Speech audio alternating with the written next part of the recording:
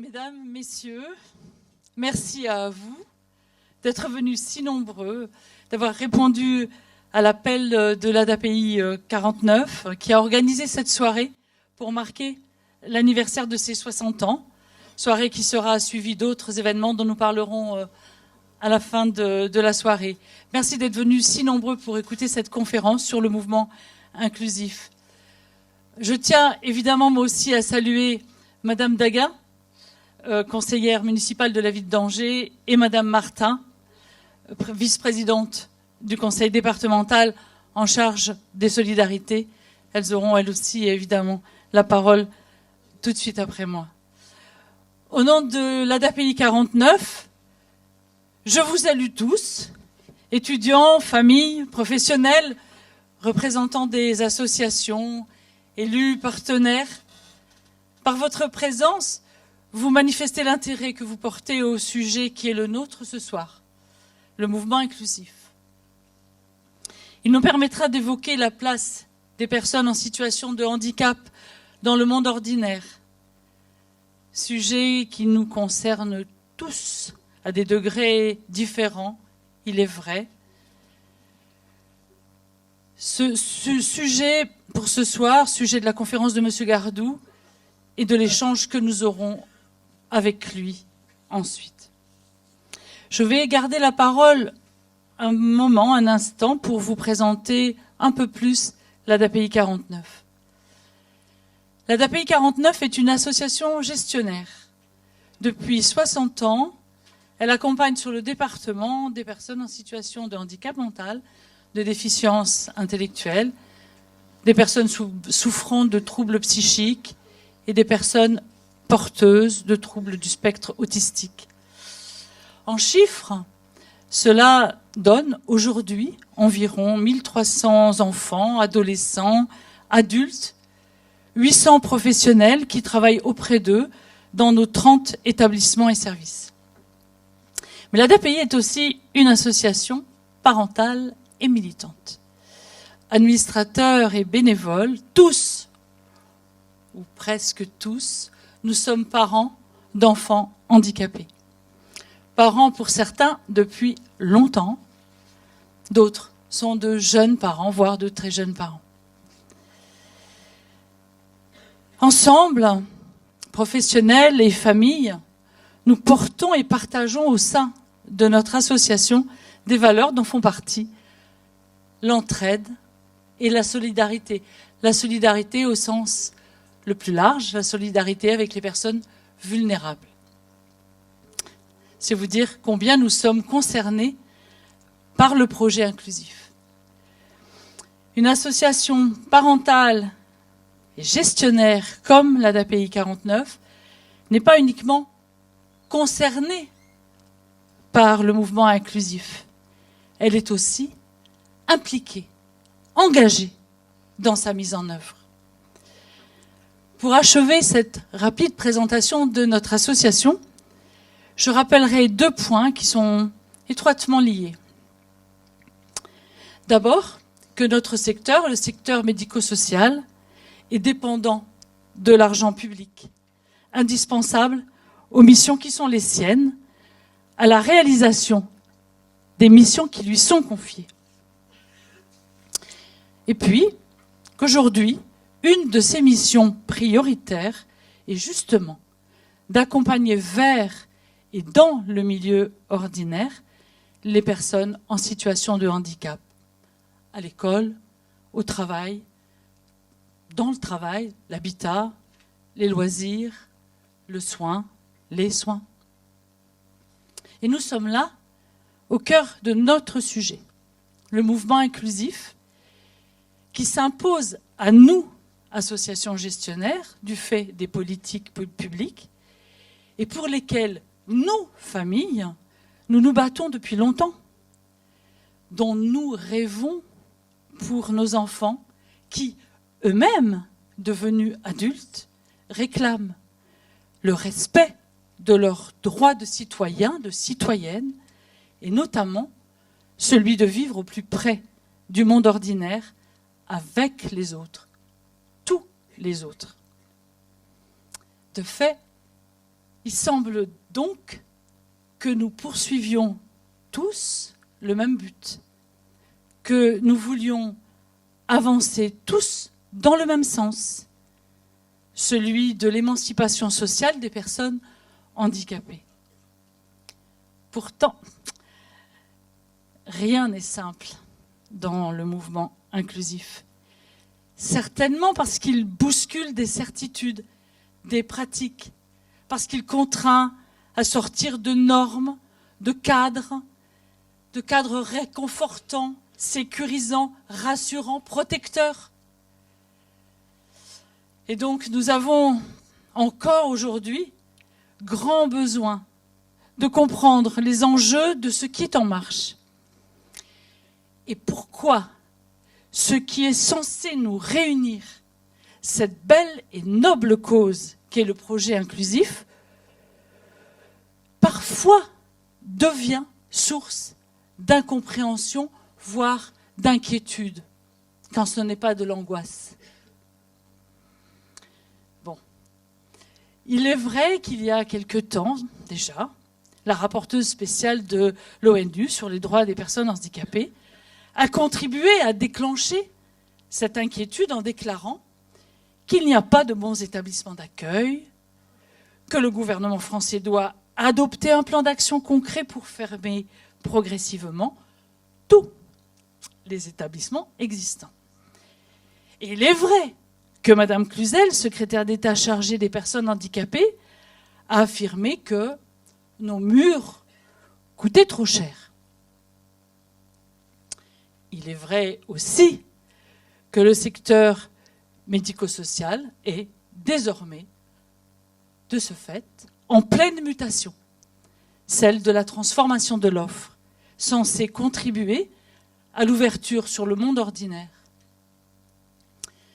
Transformation de l'offre dont nous ne mesurons pas encore clairement l'impact sur l'organisation et le devenir des établissements, ni même sur sa capacité à répondre aux besoins de toutes les personnes en situation de handicap, quel que soit leur handicap. Et dans toutes les personnes en situation de handicap, il y a aussi, bien entendu, ceux et celles qui attendent toujours, qui sont encore sur des listes d'attente, ceux et celles que l'on appelle les sans solution, et ils sont des milliers. Alors le mouvement parental s'inquiète, se demande si le mouvement inclusif exclut l'accompagnement en établissement. Si dans un avenir plus ou moins proche, les accompagnements hors les murs répondront aux besoins réels des personnes en situation de handicap. Si demain, l'école ordinaire sera en mesure d'accompagner 50% des effectifs des élèves de nos IME et après-demain, 80%. Si les entreprises seront prêtes un jour à recruter les travailleurs en situation de handicap. Bon, qu'il soit clair, Monsieur Gardou, que nous n'attendons pas de vous que vous répondiez à ces questions. Il s'agit de 4 questions parmi tant d'autres que j'ai choisies parce que, voilà, par hasard. On peut dire ça comme ça. Mais ces questions, je les ai choisies pour illustrer l'intérêt pour nous de nous tourner vers vous, Monsieur Gardou, de vous donner la parole, d'écouter votre parole de théoricien de l'inclusion et d'expert défenseur de l'inclusion. Vous allez nous éclairer, nous parents, représentants d'associations, professionnels, élus, étudiants,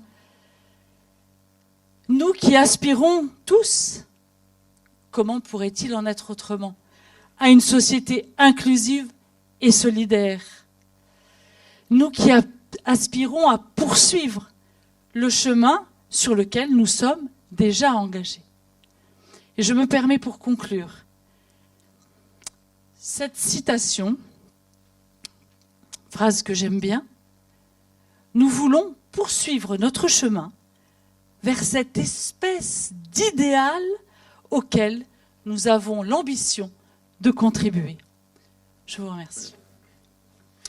Alors une association comme la vôtre, c'est une communauté de destin, avec une histoire, un présent, et puis évidemment un temps qui s'ouvre, avec évidemment des inquiétudes, des questions, et on le comprend bien volontiers. Alors merci à toutes et à tous de votre présence si nombreuse, mesdames et messieurs les élus, les représentants aussi des collectivités, des administrations. Merci de votre présence. Un merci particulier à monsieur Jean Cellier, directeur général de l'API, et puis madame Marie-Hélène Chotard, sa présidente. Et je n'oublie pas celles et ceux qui ont si minutieusement préparé cette soirée, dans cette très belle salle, facilité aussi ma venue, madame Chausse-Pied et tant d'autres autour d'elle. Mon plaisir d'être des vôtres est augmenté parce que j'ai des liens particuliers avec l'UNAPI. Je travaille avec l'ensemble des associations. Il n'y a pas là de partition pour moi depuis fort longtemps.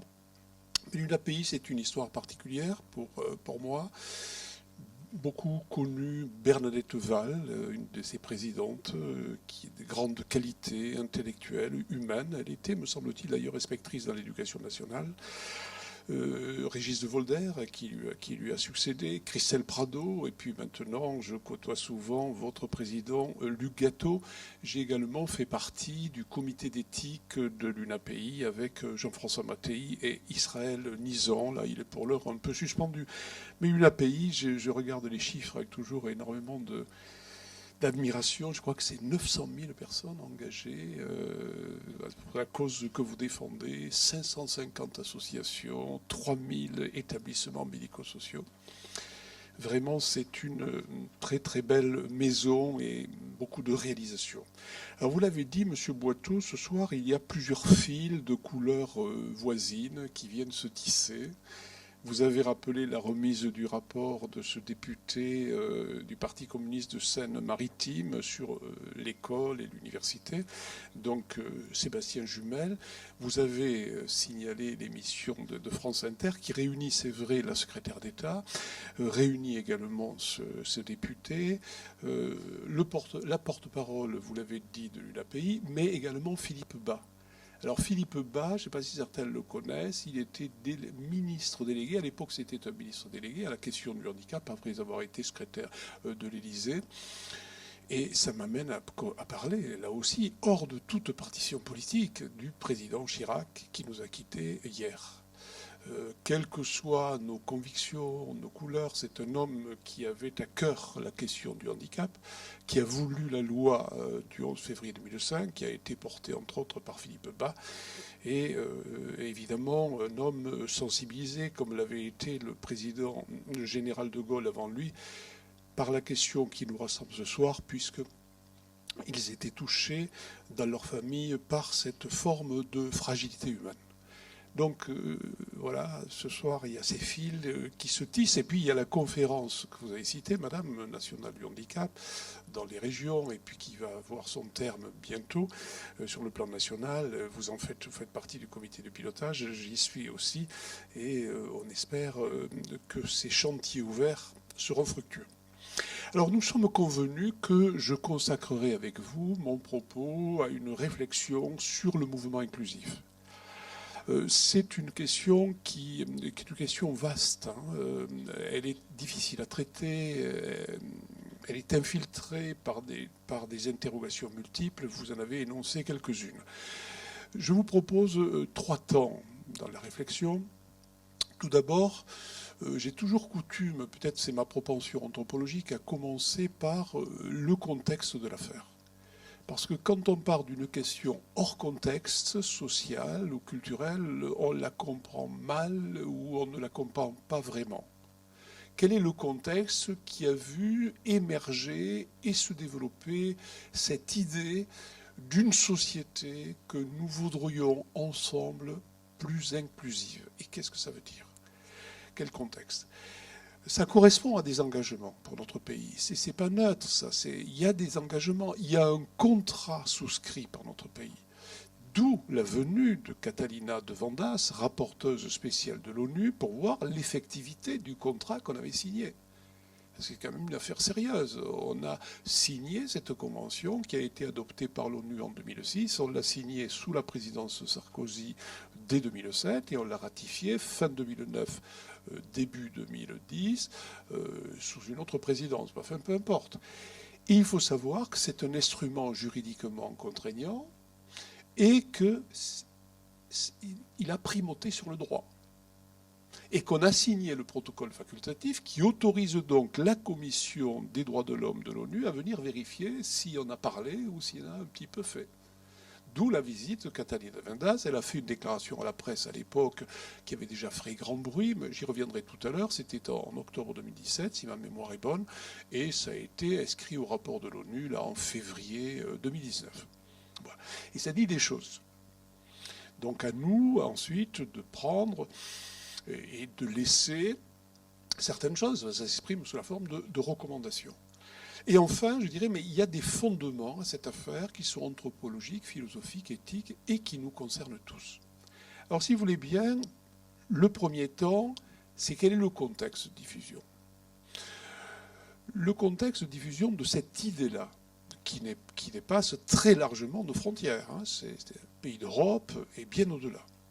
Alors je commencerai à contextualiser en disant une chose sur laquelle il faut s'accorder, c'est que d'abord le terme société inclusive, c'est un pléonasme. Pourquoi c'est un pléonasme? Parce que le mot société en lui-même, dans sa racine latine, la racine latine c'est societas. Qu'est-ce que ça veut dire en soi? Ça veut dire association, communauté, coopération, alliance. C'est ça, une société. C'est une alliance. Et la connotation suivante est intéressante parce que c'est une association, une alliance de compagnons. Et le mot compagnon, vous le connaissez bien, c'est souvent dit et répété, c'est companer ceux qui partagent le pain. On partage le même pain, en gros la même humanité, on s'allie, on coopère, pour essayer de vivre le moins mal possible ensemble. C'est ça l'essence d'une société. Donc vous voyez, il y a là dans l'idée société inclusive un adjectif renforçateur. On n'en aurait pas besoin. Il est déjà contenu. Et le défi, donc, au départ, c'est de faire société. Ou de refaire société dans des lieu où on finit par oublier qu'on n'est pas des propriétaires égoïstes et égotiques d'un territoire. Et qu'on appartienne à une espèce humaine qui est vouée à coopérer. Et à coopérer non pas à partir d'une puissance native, mais d'une fragilité native. Alors quand on dit ça, ça peut apparaître une morale, je ne sais quoi, un peu molle, mais c'est pas ça du tout. C'est une condition native. Nous naissons tous dans une fragilité native. Je le dis de manière rapide chaque fois. La première, c'est que dès que l'on est, on est déjà assez âgé pour mourir. C'est une fragilité terrible à laquelle on ne s'accoutume pas. Et on a besoin des autres. On est interdépendant.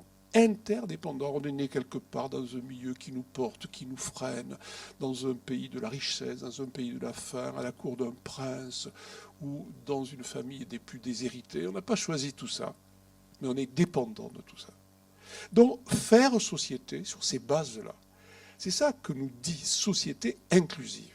Alors, cette notion, elle arrive dans ce temps qui est le nôtre, qui nous trouble parce qu'il est troublant, qui est obscur autant que lumineux. Et évidemment, on se dit, on a énormément de mal à faire société ensemble, et voilà qu'on en rajoute une couche, on dit il faut faire société inclusive. Comme si c'était une idée ronde dans un monde carré. On a l'impression qu'on demande quelque chose de complètement utopique, et qui va à contre-culture. Vous voyez, je ne sais pas si vous avez cette impression, on se dit, mais le monde tourne dans un sens et l'idée tourne dans l'autre. Et ce temps nous désempare. Donc il faut s'accorder tout de suite pour éviter de tomber dans de faux débats. Est-ce que c'est une utopie? Est-ce que c'est un leurre? Est-ce que c'est une mode? Non, moi je contourne l'affaire en disant c'est un horizon. Nos sociétés ont besoin de cet horizon. Elles en manquent. Et une société sans horizon hautement placé est en risque d'assèchement et de déshumanisation. Donc c'est un horizon. Alors évidemment, là aussi, soyons clairs, un horizon, c'est une ligne imaginaire que l'on n'atteint jamais, mais qui a un avantage, c'est qu'elle donne l'énergie d'avancer. Alors à savoir ensuite si ça se réalisera, mais jamais tout à fait.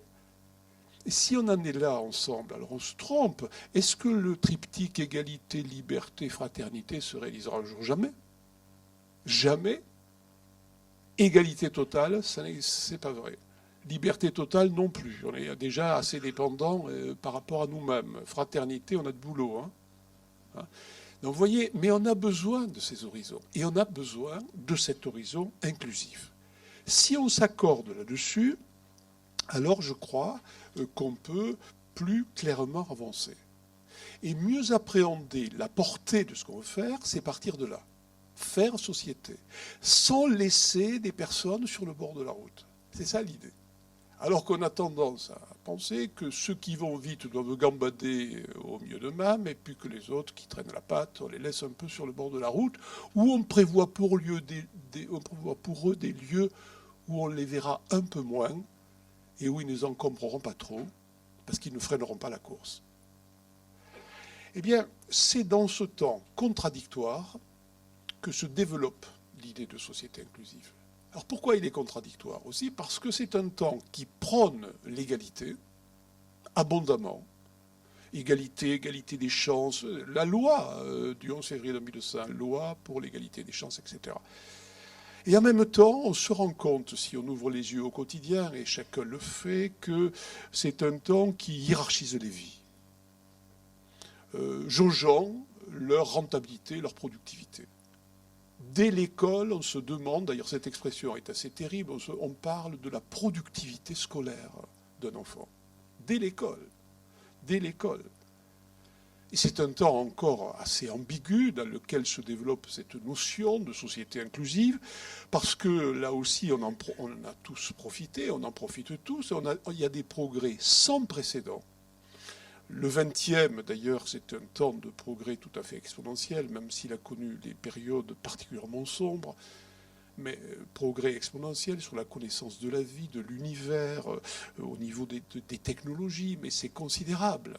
La révolution informatique de la fin du 20e, qui a succédé à bien d'autres progrès, donc des progrès considérables. Mais malgré un apparent consensus de lutte contre les exclusions, on constate une chose, c'est que les écarts se creusent. Et je le formule de manière métaphorique de cette manière, c'est des îlots de confort côtoient des océans d'empêchement. Îlots de confort où on accède à tout et à tous, à tout moment, sous toutes les formes,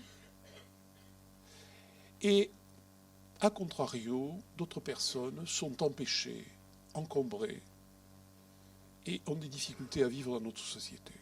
Et du coup, dans le langage populaire, auquel, comme anthropologue, moi je suis toujours sensible, parce que les mots, des fois très fréquents, très courants, disent quelque chose de profond. Vous savez, il y a des familles qui parlent entre elles, disent « j'ai l'impression qu'on ne vit pas la même planète ». C'est ça que ça veut dire. On ne vit pas la même planète. Toi, tu as un enfant qui va bien, il peut aller à l'école, tu as pu l'inscrire, pas de soucis. Bon, pas de soucis, si, tu as tes soucis. Mais les miens sont colossaux. Je ne sais pas si on voudra le prendre, si on voudra le garder, s'il pourra y rester, s'il pourra avoir une place dans cette société. L'impression de ne pas habiter la même planète. Et donc de l'indicible entre nous. On aimerait le communiquer, mais ça passe mal. C'est une société encore assez paradoxale dans laquelle se développe cette notion de société inclusive, parce qu'on parle beaucoup de fragilité.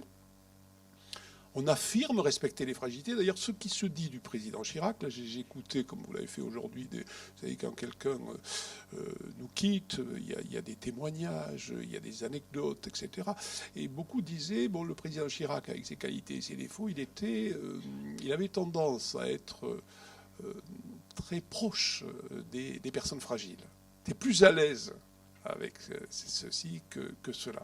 Donc, le temps, aujourd'hui, dit on respecte les fragilités, mais en même temps, on voit bien qu'on les marginalise. On les marginalise parce que notre société est bâtie sur des idéaux de puissance et une sorte de tentation de les limiter. On peut tout, il faut être fort, il faut être le meilleur, il faut être performant, compétitif, il faut dominer la vie, etc., etc. Et on voit que dans cette mécanique sociale et économique qui fait régner une sorte de loi d'airain, eh bien, les plus fragiles se sont décrochés. Et Robert Castel, le sociologue, disait ils se sont désaffiliés.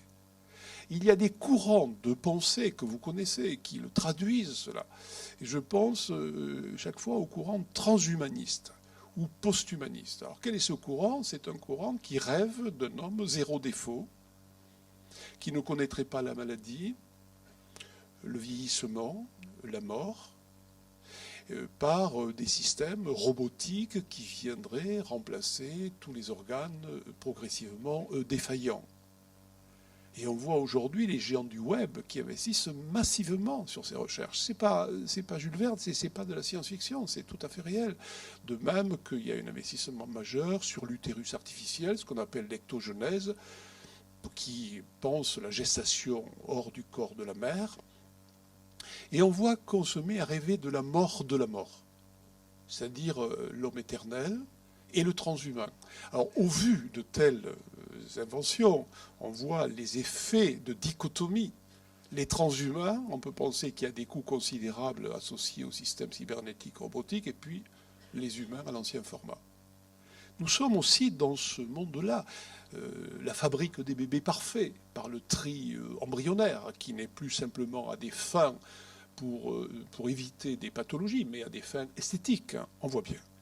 Temps ambivalent encore, où se développe cette notion, où on parle abondamment d'accompagnement, c'est au cœur de tous nos propos, l'accompagnement, et en même temps, il y a ces systèmes de mise à l'écart, des difficultés de certains d'avoir une vraie participation sociale, c'est-à-dire de se sentir appartenir à une société, et plus que d'y appartenir, à avoir une part dans cette société, Enfin, pour brosser ce contexte très rapidement, c'est un temps en même temps qui nous désarme parce qu'il se dit indépendant d'esprit.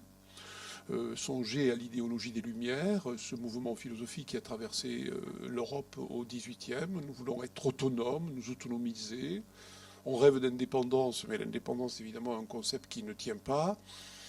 Et on se rend compte que malgré ce désir-là, on est de plus en plus assujetti à des normes souveraines qui sont mises en scène à grand bruit. On ne se sent jamais à la norme. On est trop jeune, trop vieux, trop grand, trop petit. Les normes s'imposent. Et on finirait par oublier que les êtres humains que nous sommes ne sont pas des copies conformes à un modèle unique reproduit en millions d'exemplaires interchangeables. L'humanité, c'est une infinité de singularités. Ce ne sont pas des catégories, je vais y revenir tout à l'heure. La vision du handicap par catégorie, ça ne tient pas la route, c'est pas sérieux. On dit les personnes handicapées, qu'y a-t-il de commun entre une personne dite en situation de handicap parce qu'elle souffre d'une déficience auditive dans la zone moyenne et une personne très cruellement et gravement polyhandicapée auquel le corps n'obéit pas du tout? De qui parle-t-on dans cette catégorie? Quand nous parlons des autistes, de qui parle-t-on? Est-ce qu'alors il y a une médiatisation importante? C'est la plus facile à faire, hein. Des autistes atteints du trouble du syndrome d'Asperger, pense-t-on aux personnes autistes de Kanner qui ne sont jamais sorties de la position fétale, qui s'automutilent? De qui parle-t-on avec l'autisme? Quand on parle des sourds, quand on parle des aveugles, tout ça n'a pas véritablement de réalité humaine. L'humanité est une infinité de singularités. Et il y a là donc, et je termine avec ça, dans nos sociétés, un risque dans lequel nous pouvons tous verser, moi je crois que je l'ai fait en un temps, c'est de surparticulariser le handicap. C'est-à-dire de s'imaginer qu'il y a des personnes différentes. C'est-à-dire on dit, moi voilà un terme que je n'utilise plus, parce que c'est un terme qui amène à la comparaison, différente de qui, de quoi. Différents, ici dans cette salle, nous le sommes tous, hein, jusqu'au moment où nous serons clonés, mais ça ne nous concernera plus. Mais une manière de dire les personnes différentes, c'est de les penser résolument dissemblables et donc susceptibles de ne pas pouvoir faire communauté avec les autres. Non, nous sommes les mêmes. Nous sommes les mêmes. Nous sommes des variations sur le même thème. Et chaque être qui vient au monde est un être singulier. Voilà la réalité des choses. Voilà la réalité des choses. Et là aussi, ce n'est pas une morale, c'est une réalité. C'est la réalité de notre condition humaine.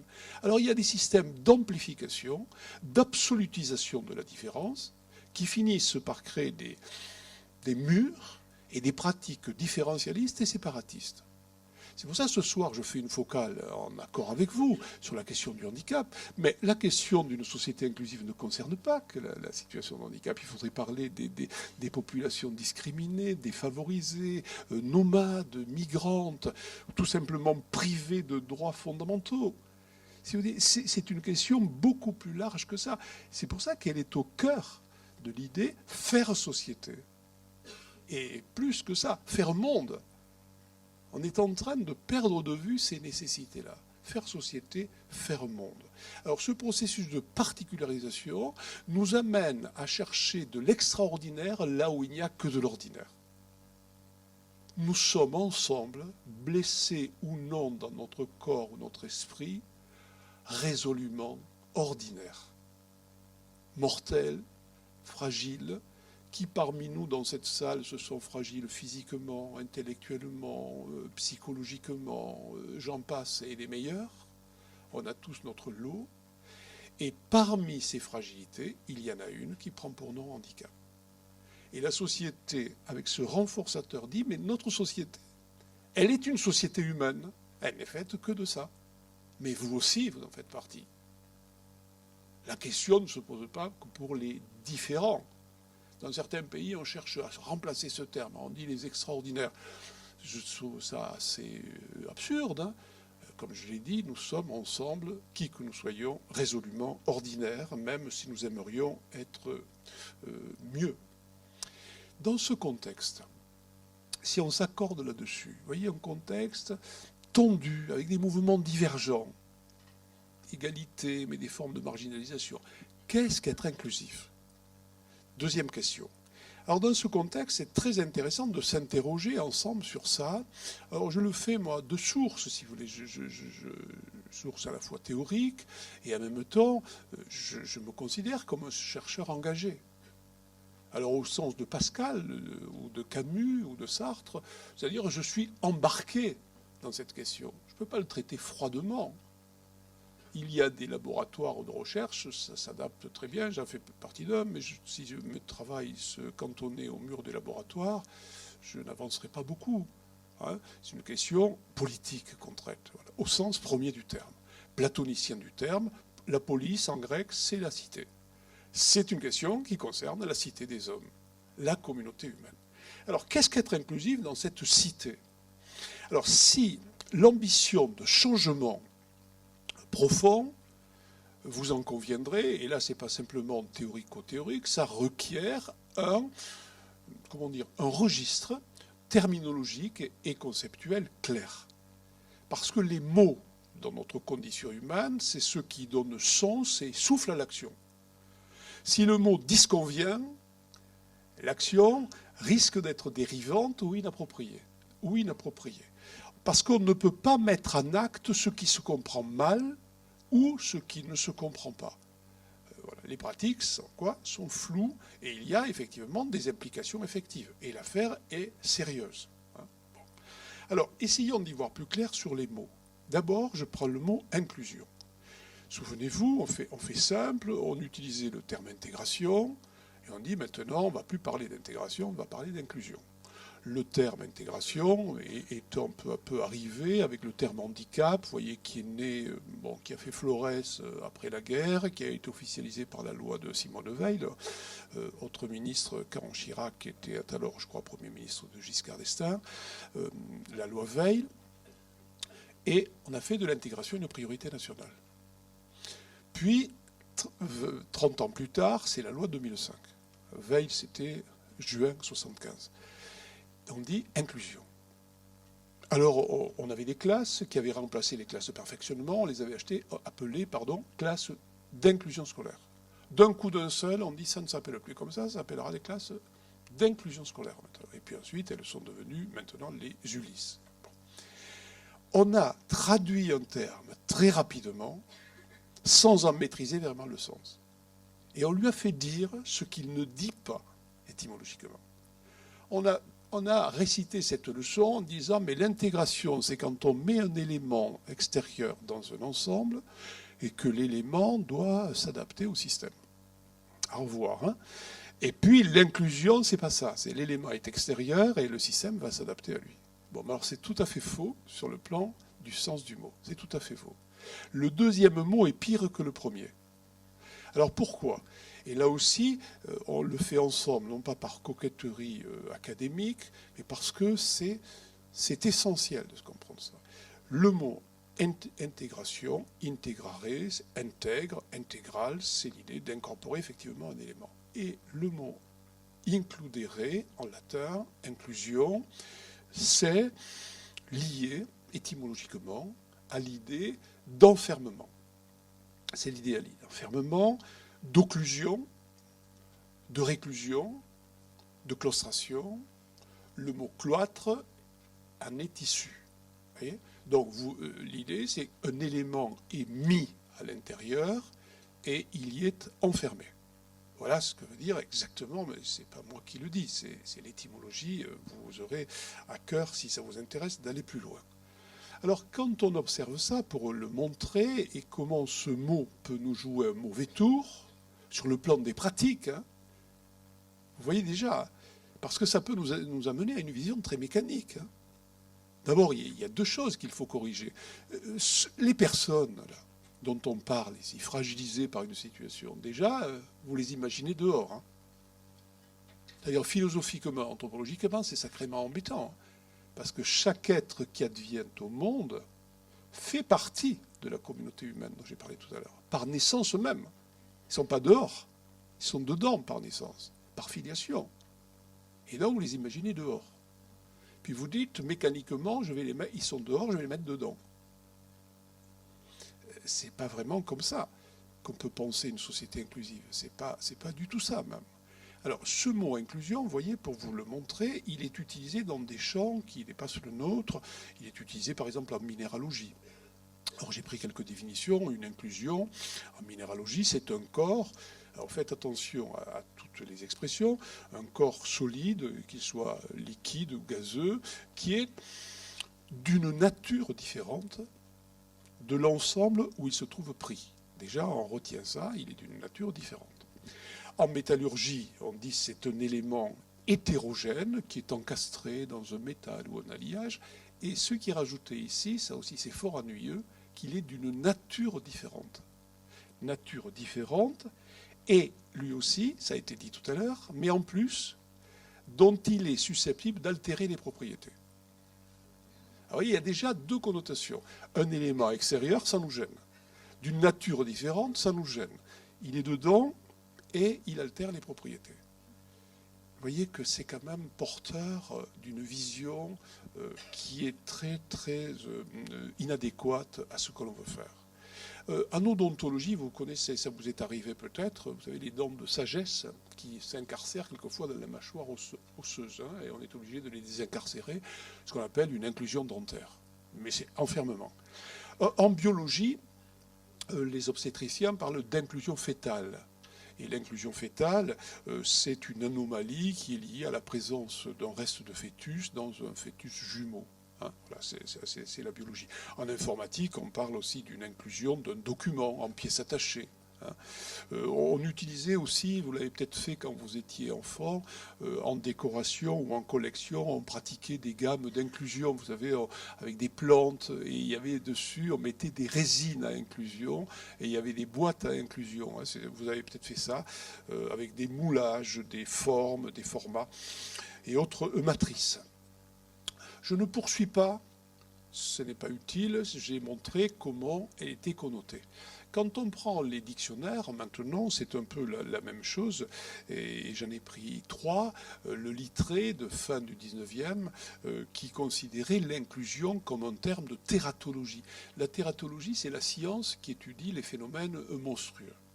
Et la monstruosité par inclusion, c'est celle dans laquelle un ou plusieurs organes d'un fœtus sont enfermés dans un autre. Et on parlait alors d'une monstruosité par inclusion.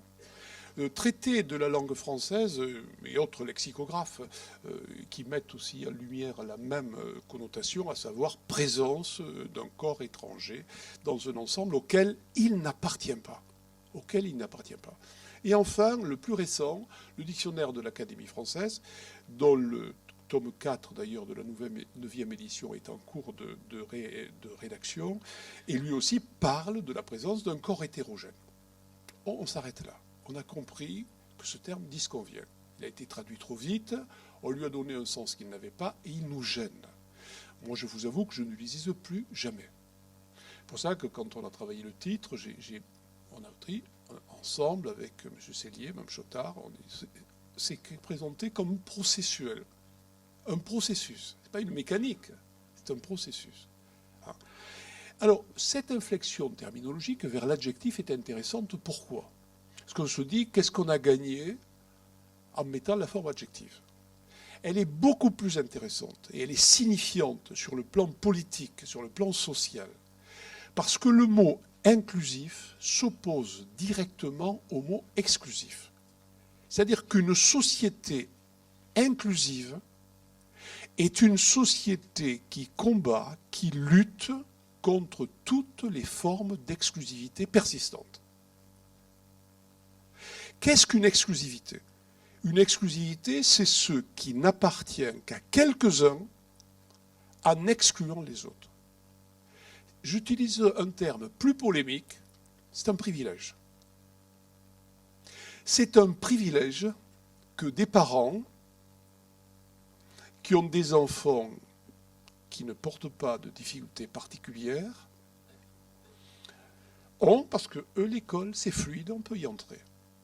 Et les parents qui ont un enfant qui a une difficulté particulière doivent demander la permission de profiter de ce privilège. On a, sans se rendre compte, ce soir, moi je réfléchis avec vous, je n'ai pas de vérité, c'est pas ça la question. Il n'y a pas de dénivelé.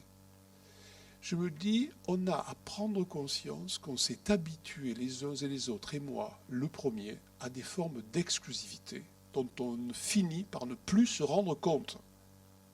C'est pour ça que quand des mamans se rendent compte, mais qu'est-ce que tu te soucies pour l'école ? Moi, ça va. Bien sûr que ça va, parce que toi, finalement, c'est fluide pour toi.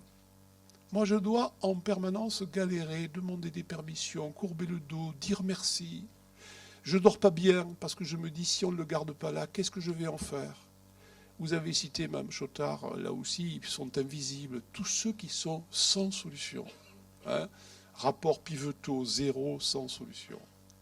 Hier, on a parlé à l'ARS du Mans, il y avait quelqu'un de là-bas, 8000 personnes françaises, 8000. Il disait que les chiffres étaient plus exacts, parce que certains disent 6000, qui sont en exode en Belgique. Bon. Voilà. Eh bien, la visée inclusive, c'est ça. C'est supprimer toute forme d'exclusivité, de monopole, de préséance, de précaré. Et d'en faire société.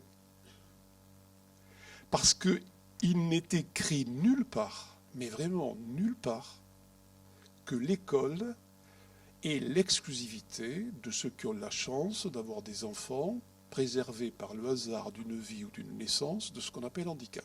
C'est écrit nulle part. À partir des lois de De Gaulle en 1959, l'école s'est ouverte à tous. Préalablement, les fils, seuls les fils de l'élite, y avaient droit de cité. L'école s'est ouverte à l'hétérogénéité. Elle s'est ouverte. Et maintenant, on prend conscience qu'elle doit s'ouvrir à tous les enfants, tous ceux qui peuvent en profiter. C'est souhaité, c'est souhaitable pour eux.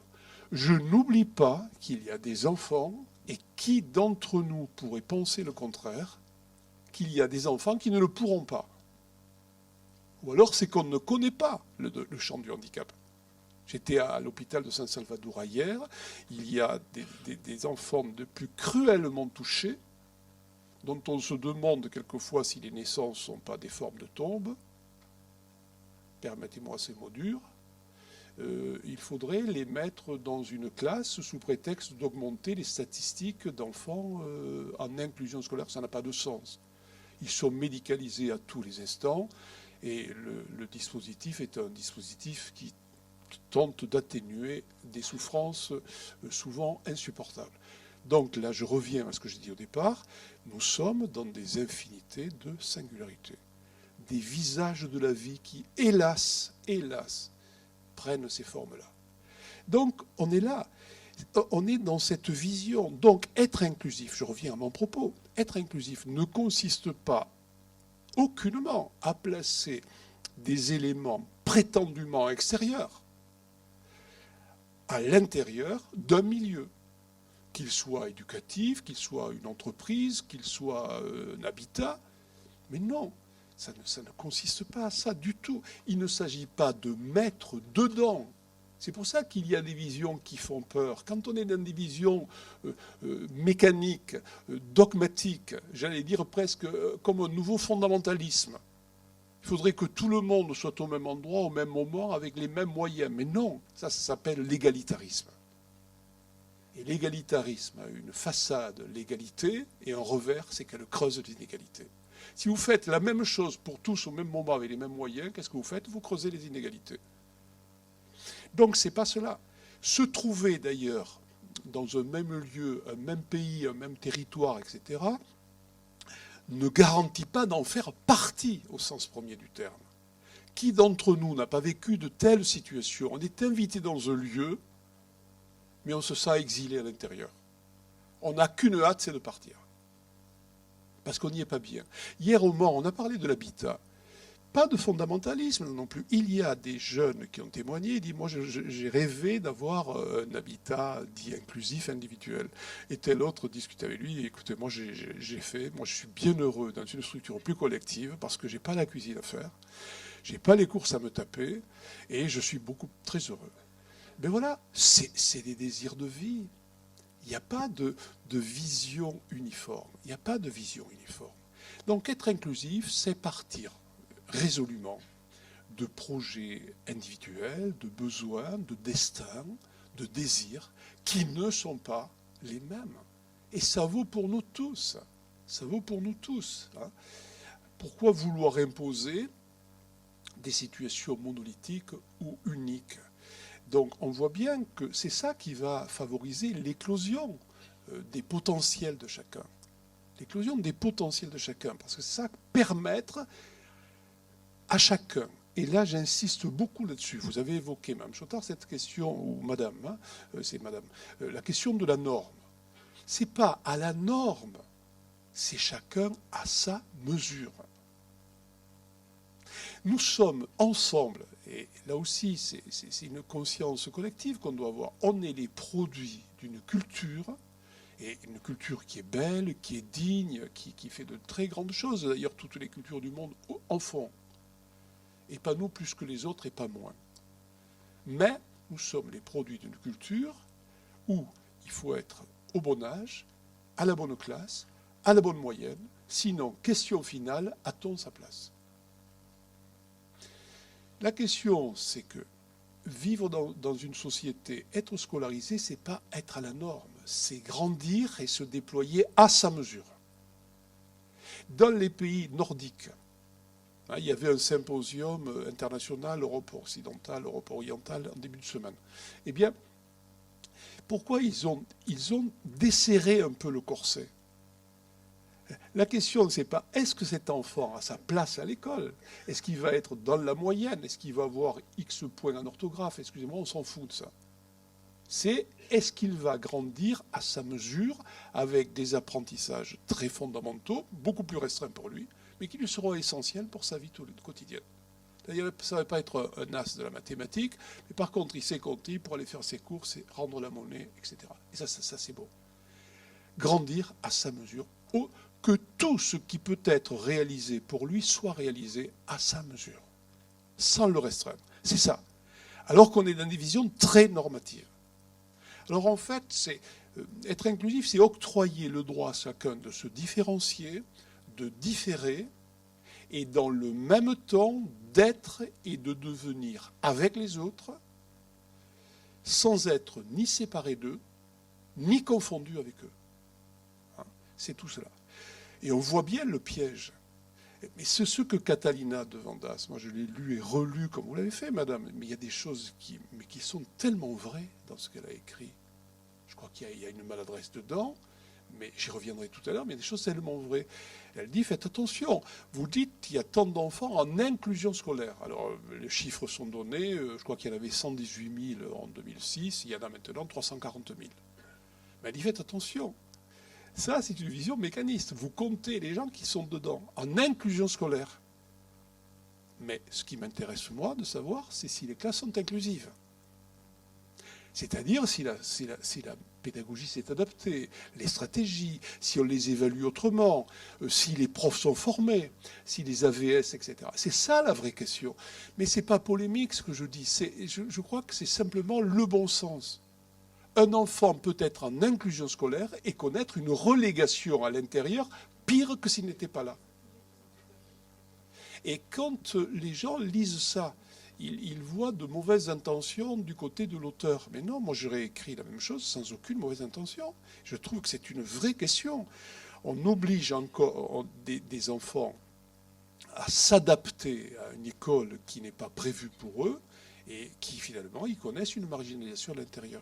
Une maman me disait, moi, j'ai vraiment du mal, parce que je suis contente qu'elle soit là, mais en même temps, je vois bien qu'il n'a pas sa place, que rien n'est pensé pour lui. Et elle me dit, ça, au lieu d'atténuer ma souffrance, parce que j'étais heureuse de l'avoir scolarisée, ça l'a augmenté. Donc, c'est ça la vraie question. Et le rapport de Sébastien Jumel, je crois que c'est ce nom, dit que la déssocialisation est à examiner de près, que beaucoup de carences encore sont dans l'école, et non notamment la formation initiale, continue, les accompagnements, etc. Bon, on voit bien, donc on est d'accord. Mettre dedans ne suffit pas. Imaginez, autre exemple, vous supprimez toutes les EA, d'accord? Vous connaissez les ESAT et les EA. Prenons l'exemple des EA, entreprise adaptée, secteur de l'économie sociale et solidaire, 40 000 personnes y travaillent, changement d'échelle, 80 000. Ça va passer à 80. Vous dites, la société est inclusive, bravo, on ferme les EA, et tous ces gens-là, ils iront dans l'entreprise ordinaire. Alors, c'est vraiment complètement... Alors là, c'est pour le coup utopique, hein. Parce que si je parlais avec M. Cellier de Bretagne Atelier, vous allez à Bretagne Atelier, il y a des postes de travail adaptés, on joue sur la fatigabilité, il y a une école de métier. Si ces gens-là, vous leur dites à 600 personnes qui sont heureuses dans un milieu inclusif, parce qu'ils sont en prise directe avec PSA, etc. Si vous fermez les portes, vous dites, il faut être tous dedans. Où seront-ils? Où seront-ils? Que feront-ils? Voilà. Donc, attention. Attention à ne pas confondre, et voyez que le sans émo est drôlement important. Alors, ça me conduit à une remarque. Faut-il continuer ensemble, je vous invite à la réflexion, à utiliser des termes comme d'ailleurs en inclusion scolaire? Je dis non. Pour ma part, je dis non. Il nous faut utiliser des termes qui ne soient plus particularisants. Il faut qu'on sorte de cette culture. Et quand deux petites filles sont scolarisées en cours préparatoire, que l'une soit en situation de handicap et l'autre non, disons tout simplement qu'elles sont scolarisées. Je ne vois pas qu'est-ce que ça ajoute de plus, alors qu'on veut réunir, voilà qu'on utilise des mots frontières qui enlèvent presque une sorte de dignité ontologique à certaines personnes. Parce que, ne nous y trompons pas, hein, les relations s'élaborent à travers des mots. Et ces mots disent quelque chose. Alors il ne s'agit pas de gommer la diversité des situations, mais il s'agit quand même d'utiliser des mots qui nous rassemblent. Quelqu'un qui travaille, disons, il travaille. Et une personne handicapée, on dit qu'ils sont en inclusion professionnelle. Vous voyez, c'est vraiment quelque chose. Il nous faut vraiment remettre en cause cela. Il nous faut apprendre, réapprendre à faire société. Et ce mot peut nous y aider. Soit inclusif. Là où on voit des exclusifs vers certains, il faut lutter contre. Dans le quotidien, que ce soit sur le plan de l'accessibilité architecturale, au savoir, à l'école, lutter. Et là, j'utilise très souvent ce mot de Simone de Beauvoir, le plus scandaleux dans le scandale, c'est qu'on s'y habitue. Ceux qui ne le vivent pas ne le voient plus. Et c'est pour ça qu'on a signé très vite la Convention de l'ONU. Elle a été adoptée à l'ONU en 2006, on l'a signée en 2007. Alors moi j'ai fait une enquête, je me suis dit pourquoi on a été si bon, c'est les premiers de la classe presque. La Finlande, qui est beaucoup plus inclusive, ne l'a ratifiée qu'en 2014. Nous, très rapidement. Réponse, parce qu'on le faisait déjà. Tout ce qui est demandé dans la Convention, on le faisait déjà. C'est faux. Mais c'est faux. Donc, soyons très très attentifs à ça. Alors je crois, si le mouvement inclusif, comme vous l'avez dit Mme Chotard, est difficile chez nous, il est plus difficile. Il y a des choses qui sont plus faciles et d'autres plus compliquées. C'est selon les cultures. Pour avoir vécu un temps ailleurs, j'ai pu le constater. En Océanie, où je vivais, c'est plus facile. Parce que l'Océanie, c'est des territoires iliens avec des communautés plus petites. Il y a des effets de nombre. Ce n'est pas les mêmes configurations économiques, etc. Nous, c'est plus difficile. Parce que l'optique inclusive, telle que je la présente, vient buter contre quelque chose que j'ai démontré jusqu'à présent. C'est qu'il y a une sorte de noyau dur qui résiste à notre culture, sur le plan des représentations, et ça traverse tout le grand récit de la culture judéo-chrétienne, c'est qu'il y a un dedans, imaginaire, avec des personnes que l'on dit à peu près conformes, et un dehors, avec des gens qui ne sont pas à la norme. Le normal dedans, la normale dehors. Et à l'intérieur, ceux qui sont dedans se disent, nous, on est les vigiles, on est les portiers, on est un peu les gardiens du temple, et dedans, il y a des éléments un peu exogènes, de nature différente, et c'est à nous à leur dire, tu peux ou non entrer. Mais peut-être je refuserai, peut-être j'accepterai. Vous voyez, on a cette configuration. Et cette configuration, je ne la caricature pas, elle est réelle. Elle a construit les institutions. 45, ceux que l'on estime anormaux, malades, handicapés, 45, la sécurité sociale les prend en charge. Il y a tout un tas de métiers qui en sont issus.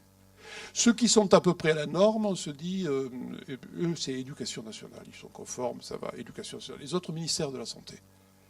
Il faut les soigner, les autres. Ils ne sont pas conformes, il faut les soigner. Et donc, rattachés au ministère de la Santé, c'est la première fois que Sophie Cluzel, secrétaire d'État, pour un secrétaire d'État, c'est la première fois qu'elle est rattachée au Premier ministre, enfin, qu'un secrétaire d'État est rattaché au Premier ministre. Préalablement, c'était toujours au ministère de la Santé. Donc, on a du mal à sortir de ce schéma-là. Donc, ce n'est pas de notre faute, c'est une construction culturelle. Et chaque fois qu'il y a une difficulté, on crée une institution. Vous voyez, on prend de l'âge, on vieillit, on se dit il faut quand même des maisons. Voilà, mais aller expliquer à un Océanien, à un Marquisien, moi j'ai vécu aux îles Marquises, que quand les personnes sont âgées, on va faire des maisons spécifiques pour elles. Ils ne comprendront pas. Ils ne le comprendront pas. Tout ça, ce sont des constructions culturelles. Dans le symposium international, on était les seuls à avoir un secteur médico-social. Alors je ne dis pas que c'est bien ou pas bien, je dis que c'est une construction culturelle, et cette construction qui était pensée complémentaire, s'est filiarisée. C'est-à-dire il y a deux cultures qui sont constituées, la culture du médico-social et la culture de l'éducation nationale. D'ailleurs, et donc il faudrait se marier à minima, enfin se paxer, ou je ne sais pas comment il faut dire. Hein, voilà. Alors, on voit qu'il y a, je termine avec ce dernier point, l'heure tourne, il faut que je sois attentif à l'heure, et M. Poitou me rappellera à l'ordre. Et donc, il faut bien, si on s'accorde là-dessus, je crois qu'ensuite on peut davantage avancer. Hein. Et il y a hélas, une sorte de dissensus sur le sens. On se comprend mal sur ces questions. Et il y a donc plusieurs visions et un oubli souvent du contenu même de la Convention relative au droit. La Convention, elle est résolument inclusive, mais résolument inclusive. D'aucuns disent elle est romantique, elle est excessive, absolument. Elle est résolument. Ce que nous demande la Convention, c'est que les personnes qui vivent cette forme de fragilité que l'on appelle handicap aient davantage la possibilité de choisir. Mais là aussi, c'est culturel. Nous ne sommes pas mal inspirés ensemble. La question ne se pose pas comme ça. C'est culturel. On a l'habitude de parler à leur place, de décider à leur place, de choisir à leur place. Dans les cultures nord-américaines, il y a beaucoup plus de mouvements d'auto-représentation. Nous, on a des efforts à faire. Il faut l'accepter, ça. Catalina de Vandas l'a perçu, mais elle a raison. Elle a tout à fait raison. Et donc, qu'ils aient la possibilité de choisir en égalité avec les autres, sur la base de l'égalité avec les autres, notamment leur lieu de résidence. En tout cas, il faut le parler. Mais là aussi, ce n'est pas un absolu. Qui d'entre nous, même s'il n'est pas en situation de handicap, n'a pas besoin des autres pour éclairer ses choix? Tout d'un coup, on va pas dire « choisis, débrouille-toi ». Là, on vient de donner les droits de vote qu'ils n'avaient pas. Je travaille avec une université populaire de parents d'enfants handicapés à Pau là, pendant 3 ans. Et c'est posé cette question. Mais évidemment qu'il va falloir éclairer leurs choix, leur démarche politique, etc. On ne peut pas dire tu votes, tu te débrouilles. Non. La parole, on veut qu'ils aient davantage la parole. Et il faudra aussi peut-être l'accompagner, la reconnaissance de leur pouvoir d'agir. Où elles veulent vivre, avec qui elles veulent vivre. Et on avait l'habitude, vous et moi, de leur imposer un modèle. De leur imposer un modèle. C'est vrai au niveau des personnes en situation de handicap, mais c'est vrai au niveau des personnes âgées. Contre leur gré, d'aucunes perdent tous leurs repères, leur village, la terre qu'ils aimaient. On va te placer. Te placer. Donc ce qui nous est demandé, c'est d'entendre, de moduler les réponses et de les accompagner. Il n'y a pas d'absolu. Il n'y a pas d'absolu. Mais je crois qu'on n'a pas pris pleinement conscience de ce que suppose, de ce à quoi nous engage cette convention de l'ONU. Je crois qu'on n'en a pas pris conscience. Au niveau de l'habitat, de l'art, de la culture, de l'éducation, du tourisme, bref, ce sont des mutations de la société tout entière. Parce que la question, deuxième, j'ai dit que c'était une question éminemment politique, c'est aussi une affaire de culture. C'est une affaire de culture. Et donc, sauf rapidité interprétative, les cultures ne changent pas par des coups de baguette magique. La culture, c'est un façonnage humain qui nous donne une forme, qui donne forme à nos pensées, à nos pratiques, à nos institutions. C'est pour ça que c'est un processus. On ne va pas tout d'un coup, certains disent, mais il faut fermer les institutions. Ça s'appelle la désinstitution. D'abord, quand vous les fermez, ça s'appelle désinstitution. Alors, on va faire un désert, on va fermer toutes les institutions, mais refermons-les toutes. Parce que notre société, ce ne sont que des institutions juxtaposées. Et est-ce que vous aurez fait un jardin habitable pour autant? Ou vous aurez au contraire créé un désert? Donc la question ne se pose pas en ces termes. On n'a pas besoin de s'angoisser, les institutions ne fermeront pas. D'ailleurs, la question n'est pas de les fermer, c'est de les ouvrir. Parce que, alors ça, moi je suis absolument d'accord avec cette vision-là. Et Catalina de Vandas, d'abord, il faut bien situer la personne. Elle est portoricaine, est elle-même en situation de handicap, atteinte de spina bifida. Et donc, il peut y avoir aussi des décalages de traduction. On a vu le mot inclusion, comment il faisait problème. Moi, je crois ce qu'il faut dire, c'est qu'il n'y a pas de bonne institution totale. Et l'institution totale, c'est ce contre quoi a lutté Bassaglia en son temps en Italie, c'est-à-dire ce qu'il a montré, Bassaglia en Italie, qu'il y a des institutions qui sont tellement repliées sur elles-mêmes, renfermées, que ce sont des prisons. Ce sont des prisons. Ça s'appelle de la maltraitance, si on est d'accord là-dessus. Des institutions qui n'ouvrent pas leurs portes, où les gens naissent, vivent et meurent. C'est ça qu'il faut combattre. Et c'est vrai que même s'il n'y avait pas de mauvaise inspiration, il y a des institutions qui se sont repliées sur elles-mêmes, renfermées sur elles-mêmes, sous prétexte de sécuriser les personnes. La vraie vie n'y pénètre plus et on n'y existe plus. On ne fait qu'attendre la fin.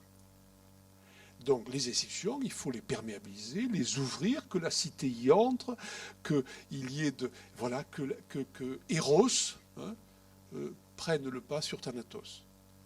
C'est ça la vraie question. Mais on le sait. La dernière fois qu'il y a eu des expériences, vous savez, une évaluation des lieux de privation de liberté. Alors c'est intéressant parce que les lieux de privation de liberté, ce ne sont pas que les prisons. Hein. C'est aussi ces lieux. Hein. Il a été montré que dans certaines institutions, mais on était totalement coupé de la vie. Jusqu'à une institution malheureusement voisine de Lyon, hein, vous l'avez appris cette affaire, où il y avait 40 chambres de contention qui n'étaient pas utilisées qu'à la suite des crises, mais qui étaient utilisées usuellement. Usuellement. C'est-à-dire que des gens ne connaissaient que la chambre de contention. Évidemment, ça a fait évidemment scandale. Et quand je disais le plus scandaleux, c'est qu'on s'y habitue, c'est qu'il y a même des personnels dans la maison qui les côtoyaient et ils voyaient ce qui se passait. On s'y habitue. Alors si on prend on est d'accord là-dessus, et je ne suis pas du tout provocateur en disant ça. Alors, évidemment, on peut prendre pour partie, j'espère que ce n'est pas le cas de personne, se dire ça c'est pas vrai, mais si c'est vrai. On aimerait que ce ne soit pas, mais c'est vrai. Il y a des institutions qui sont renfermées. Donc il faut les ouvrir, les institutions. Les ouvrir. Ouvrir très grandement les portes, et je pense que c'est vraiment la philosophie de l'UNAPI. Et je ne dis pas par excès de compliments. Alors cette convention nous amène à ça. Fermer toutes les institutions refermées, totales, qui sont de l'incarcération. Et chaque fois que c'est possible, tenter de faire lever autour de nous les exclusivités. À l'école, cet enfant, il n'y a pas de raison qu'il en soit privé, il peut en profiter. Il faut qu'il y aille. C'est son droit. C'est une question de droit. Donc c'est une question politique. Dans ce lieu d'art, de culture, de loisirs, dans cette bibliothèque, voilà, qu'on contribue à ouvrir le monde pour faire société. Et enfin, je terminerai avec ça.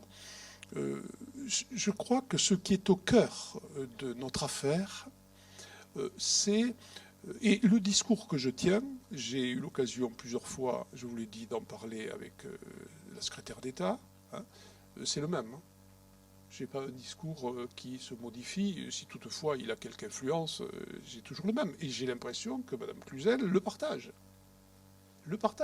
Peut-être aurait-elle réagir après, je crois qu'elle l'a regretté, après la publication du rapport de l'ONU.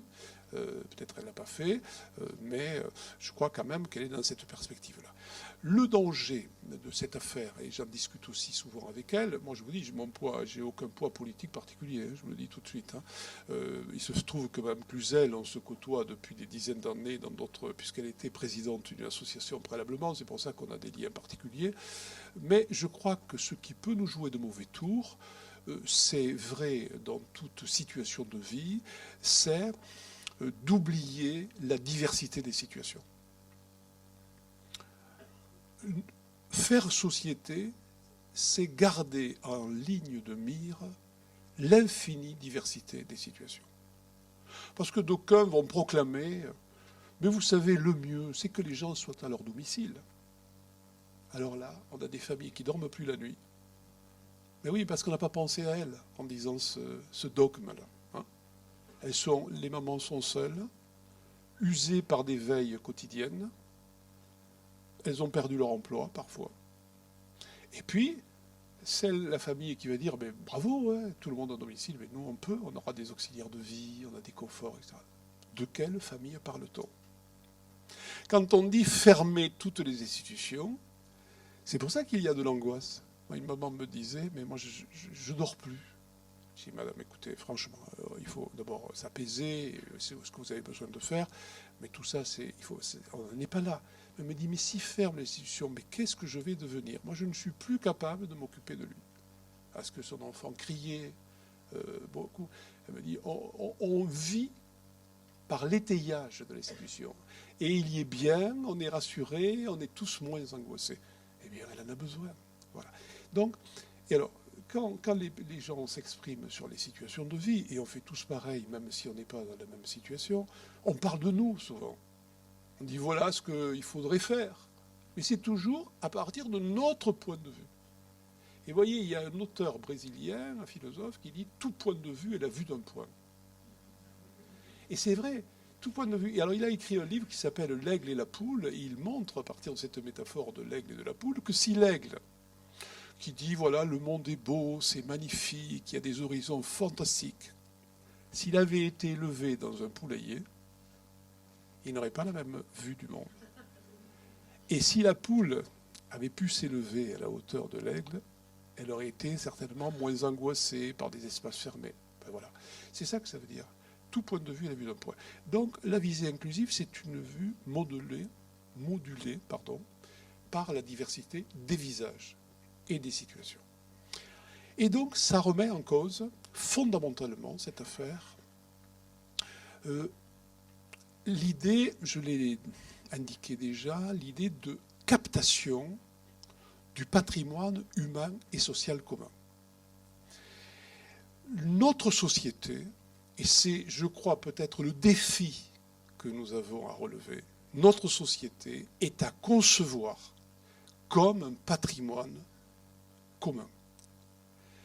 Ce patrimoine nous est transmis par nos devanciers, nous continuons à le composer et nous le transmettons après. On commence à ouvrir les yeux, malheureusement un peu tard, sur le patrimoine naturel. On nous l'a transmis, qu'est-ce qu'on en fait? Mais on le passera après. Alors un patrimoine, et ça nous renvoie à notre question, c'est composite, c'est une mosaïque. Patrimoine, il y a l'école, les lieux citoyens, les lieux d'art, de culture, de sport, de loisirs, d'habitat, c'est ça. Tout ça, ça nous a été transmis par naissance même.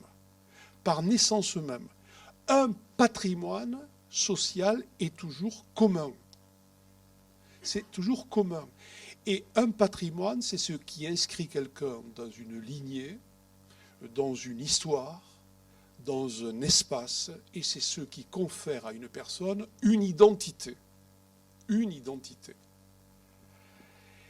Et donc l'idée de société inclusive tourne le dos à toute forme de captation qui accroît de fait le nombre de personnes empêchées de bénéficier, d'accéder aux biens communs. Les biens communs, c'est les moyens d'apprendre. L'école, c'est pas nous qui l'avons inventé, mais on en profite. Certains seraient obligés de dire, mais s'il vous plaît, est-ce que je peux profiter de l'école? Mais c'est à vous. C'est à vous. Elle est à vous, l'école. Des moyens de communiquer, des moyens de travailler, de créer, de faire œuvre. Ce sont des biens communs. Et je pense que le renforçateur société inclusive nous remet la loupe, la focale là-dessus. Peut-être a-t-on perdu cette idée du patrimoine commun. Rousseau, dans son discours sur l'origine et les fondements de l'inégalité parmi les hommes, c'était au XVIIIe siècle, au siècle des Lumières, donc je l'ai cité tout à l'heure, avait cette phrase magnifique, il disait « Vous êtes perdus dans une société si vous oubliez que les fruits sont à tous, mais que la terre n'est à personne. » Les fruits sont à tous et la terre à personne. Ça serait applicable dans tous les champs. Vous êtes perdus si vous oubliez que l'école, les fruits de l'école sont à tous, mais qu'elle n'est vraiment à personne. Et donc, il y a là l'idée qu'une société ne peut pas être accaparée. Elle ne peut pas être accaparée. Elle est à tous. Chacun doit pouvoir en profiter à sa mesure. Et personne n'est hors de ce patrimoine commun. Parce que dans une société, il n'y a pas de droit d'entrée à quitter, il n'y a pas de débiteur et il n'y a pas de créancier. Et je pense à tous ces parents qui se sentent si coupables, si redevables envers les institutions qui sont un patrimoine commun et qui disent « mais combien je dois remercier cette personne qui a bien voulu prendre mon enfant, qui a bien voulu le garder ». Écoutez, madame, nous avons tous des merci à nous dire les uns des autres, mais pas vous plus que les autres. On a fait croire, chers amis, à des gens qu'ils étaient dehors. et que nous devions les mettre dedans. Ils sont dedans par naissance, héritiers, comme tout un chacun, de ce que notre société a de plus noble et de meilleur. Et on ne peut pas décider d'un coup d'un seul qui n'ont pas leur place ici ou ailleurs, en les dépossédant de la parole. Chacun est héritier de ce qu'une société a de plus noble et de meilleur. Il est là le plus du fondement inclusif. Elle est là la valeur ajoutée dont je parlais tout à l'heure. Ce n'est pas une utopie, c'est une valeur ajoutée. C'est une valeur ajoutée, c'est un horizon. Avouez quand même qu'on en a sacrément besoin de cet horizon. On finirait par oublier tout cela.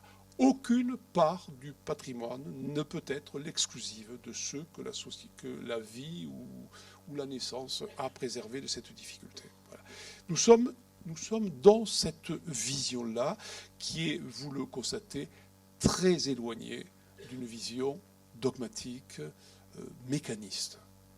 Si nous sommes ensemble positionnés comme ça ne peut être que l'idée de flexibiliser, d'accommoder. Alors, moi j'utilise cette métaphore et je termine avec elle. Le défi de notre temps, c'est de faire de la société un chez-soi pour tous. Mais ce chez-soi pour tous serait une chimère s'il n'était pas aménagé. Pourquoi ? Tout simplement parce que nous sommes dans l'inégalité face à nos vies humaines. Comme j'ai dit tout à l'heure, nous naissons quelque part avec un potentiel du corps ou de l'esprit, et on n'a pas choisi. Si on avait choisi, on aurait mieux choisi. Les destins ne se choisissent pas. Eh bien, cette maison, comme on arrive dans l'inégalité, il faut l'accommoder. Et c'est ça la compensation. Donner plus à ceux qui ont moins. On fait souvent l'inverse d'ailleurs. Accommoder la maison, compenser, installer des accompagnements. Parce que dire tout le monde dans la maison parce que c'est un chez-soi pour tous, ça ne va pas le faire. Si elle n'est pas aménagée, il faudra l'aménager. Il faut aménager l'école, faute de quoi l'enfant y est relégué. Il faut aménager les lieux d'art, de culture, les lieux citoyens. Il faut les aménager. Et donc, du coup, ça positionne la question du handicap comme un défi social à relever vent debout. Comme une question éminemment politique. Éminemment politique. Alors, la question des moyens se pose en permanence parce que, écoutez, nous sommes là les mêmes. Il n'y a pas d'un côté des gens qu'on appellerait les politiques pour aller vite et les autres non. Nous faisons partie tous de la vie de la cité. Il se trouve que sur un temps donné, à ma connaissance, ils ne sont pas de droit divin. On donne mandat à des gens de la cité de représenter les autres. Donc nous sommes dans le même horizon. Il n'y a pas de rupture entre nous. Et là, cette dichotomie qui se fait, les uns demandent, les autres refusent. C'est une construction culturelle, évidemment, qui ne résiste pas à la réalité. L'idée, comment transformer la cité ensemble avec les gens qui ont un mandat à un moment donné pour représenter les autres, travailler à la cité. Les uns répondant, il n'y a pas de sous pour le faire, c'est moi qui te le dis. D'abord, les sous sont un bien commun, déjà. Ce n'est pas un bien privatif. Et d'autre part, la question des moyens ne solutionne pas l'affaire. Ce qui nous importe, c'est dans quelle direction on veut aller et peu ou prou comment on va y aller. On ne peut pas y aller d'un coup d'un seul. On n'est pas issu de la dernière pluie. On sait qu'il y faut des moyens, mais la question des moyens ne peut pas cacher la fin. La fin, elle est là. Voilà la vision que je voulais vous faire éventuellement partager.